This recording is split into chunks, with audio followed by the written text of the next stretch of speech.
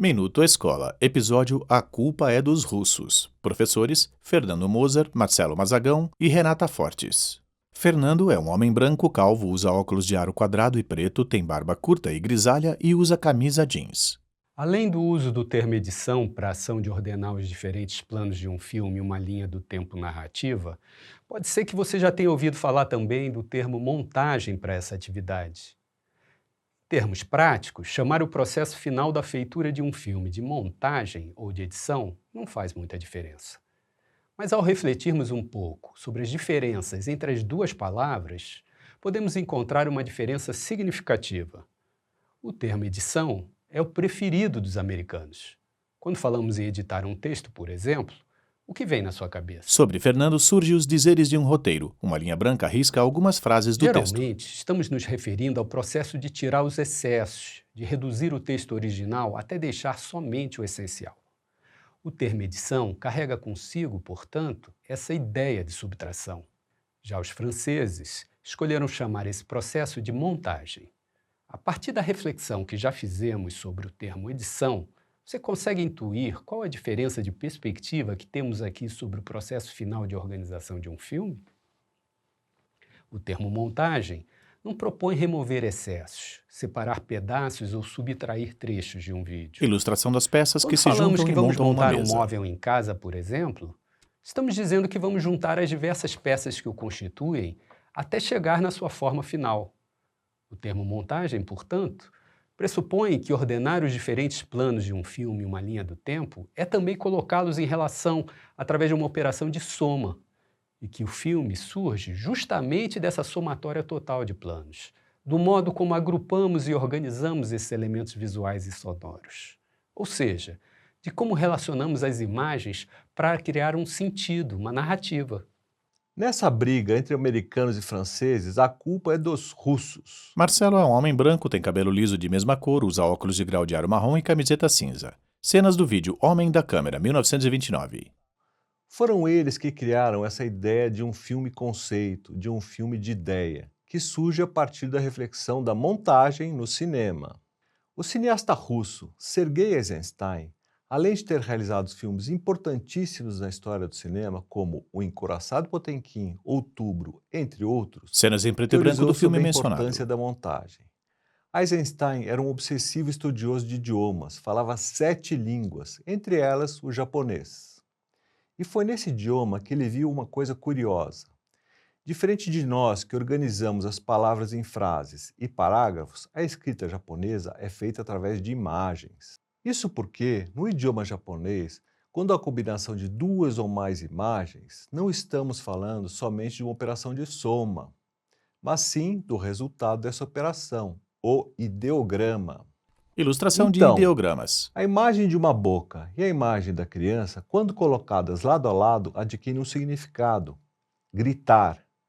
Já a imagem da boca e do cachorro significa latir.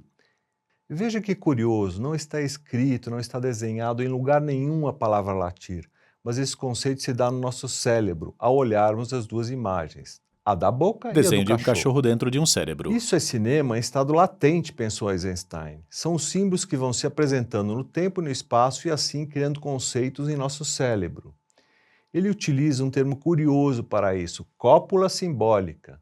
Quer dizer, os símbolos vão se relacionando libidinosamente, criando seus filhos, conteúdos simbólicos explícitos, implícitos, dúbios e intrigantes que se apresentam no decorrer de uma narrativa. Um outro cineasta russo criou um conceito que foi batizado com seu nome, o efeito Kuleshov. Efeito Kuleshov, Lev Kuleshov, 1910-1920, Rússia. Vídeo em preto e branco. Um jovem olha fixo, mesa repleta de comida. Rosto do jovem, criança sangrando desacordada no chão, rosto do jovem. 2 pessoas nuas em uma rede. Nesse experimento que a gente viu, o que nós temos é um sujeito com uma expressão neutra. Renata é uma mulher negra, tem o cabelo longo escuro com tranças grossas. Está com uma blusa bege. Neutra não é muito bem a palavra, né? Porque nenhuma imagem é ingênua e nem neutra. Mas é uma imagem só de um rosto, quase sem expressão, que é intercalada com outras 3 imagens. Primeiro, com uma mesa farta de alimentos. Depois, com uma cena dramática, a de uma criança sangrando, caída na rua. E, por fim, a de um casal de namorados. Então, a mesma expressão, quando associada a diferentes imagens, como no exemplo do ideograma japonês, cria diferentes significados. O rosto do sujeito, mais a mesa farta, é igual à fome. Esse mesmo rosto, mas associado a uma criança na rua, nos traz uma tristeza, uma preocupação. Já na última imagem do experimento, quando este rosto é relacionado com a imagem de um casal, o efeito é que esse olhar inexpressível se torna um olhar de desejo, a partir da paixão de um jovem casal.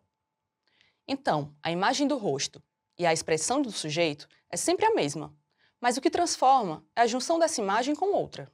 Essa proposta é muito parecida com a da cópula simbólica, desenvolvida pelo Eisenstein.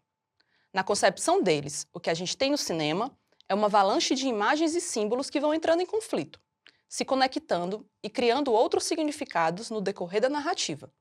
Sintetizando, o que a gente acabou de ver é que foram os russos os responsáveis por desenvolver essa ideia, que é a espinha dorsal, o cerne do cinema, que é a questão do corte, uma sucessão de planos se relacionando na montagem, fazendo nossos neurônios lapidarem as ideias no nosso cérebro.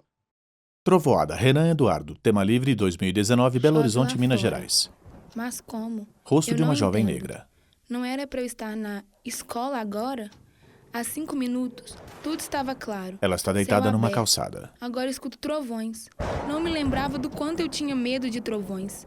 E eles não param. Pessoas Alguém correm. faça eles pararem, por favor? Isto é um sonho. Só pode ser um sonho. Ela regala os olhos. Escuto alguém me chamando, de longe. Que difícil conseguir escutar alguém ao som do trovão. Mari! Mari! Rapaz levanta, negro a sacode. Mari. Mari, levanta! Eles estão atirando, mano! Levanta, por favor! A gente tem que... O rapaz cai no chão, sangue jorra no rosto da jovem. João, levanta, por favor, pelo amor de... Tela preta. Em letras brancas lê-se Trovoada. Dirigido, fotografado e editado por Renan Eduardo. Diretores de áudio e produção Tobias Trota, Vitor Carvalhais, Marina Lemos, Renan Eduardo. Esse minuto, Trovoada, adota uma estratégia muito interessante. Você tem a personagem deitada no chão e você não sabe direito aonde é, mas logo depois você percebe que ela está deitada numa rua. Ela está falando de um medo infantil, o da trovoada, dos trovões. Só que, no desenrolar do filme, muito tenso, você percebe que aqueles trovões são balas. Balas e balas e balas que caminham por essa cidade como se fossem seres humanos, carros ou qualquer outra coisa, com grande liberdade, num estado de violência que beira a guerra civil em algumas regiões das grandes cidades brasileiras. Do ponto de vista da montagem, é a mesma ideia de ideograma do Eisenstein. Só que em vez de combinar duas imagens, esse vídeo combina uma imagem mais um som. Normalmente, não damos muita importância ao som e, ao terminar o vídeo, pensamos numa música que combine com as imagens. Leitura, som é Mas imagem, o som é um elemento linguagem. fundamental em qualquer narrativa audiovisual. E, em alguns casos, o personagem principal. From the Middle of Nothing, Daniel C. Vilela. O som da imagem faz a música. 2018, Diamantina, Minas Gerais. De baixo para cima, vê-se uma janela em parede pau a pique e barro. A mão branca de uma pessoa toca lentamente o parapeito de madeira da janela.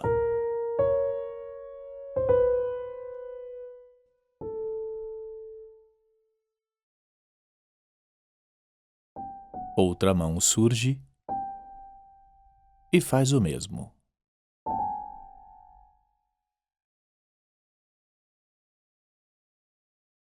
De súbito, outras duas mãos apoiam-se no parapeito. Lado a lado, as mãos movem. A casa é elevada por estacas de madeira e pedras. No vão entre a casa e o chão surge um par de pés brancos sujos de barro. Na janela com as mãos na base estão duas mulheres cobertas de barro avermelhado. A casa de pau a pique é vista de longe ladeada por um campo verde sob um céu azul com nuvens brancas.